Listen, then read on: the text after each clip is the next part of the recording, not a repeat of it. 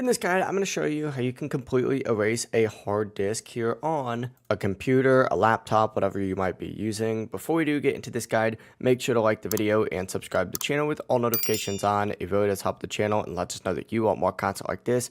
We'd greatly appreciate it. And if at any point throughout this guide you did have any questions, just ask them down in the comment section below and we can help you out further. I'm going to be doing my best to reply to every single comment down there. Now this works on both Windows 10 and Windows 11, but essentially what you need to do is go down to your search bar and type in reset this PC and then select it just like so to open up the settings. And you can also get here by going to your settings and then go to system and then recovery. But once you're on this page, you need to go ahead and find reset this PC. Just like so, go ahead and select reset PC, and then you need to choose remove everything to fully wipe the hard disk. From here, you're going to have two different options. You're going to have cloud download, which allows you to reinstall Windows using the internet, and local reinstall, which allows you to, reinstall Windows using files that are already on the device. Go ahead and choose one of these two options. And after that, review all the options of what you're going to be removing, hit next and confirm, and your computer will restart and begin erasing the entire hard disk. The process really is as simple as that. If you guys had any questions, just ask them down in the comment section below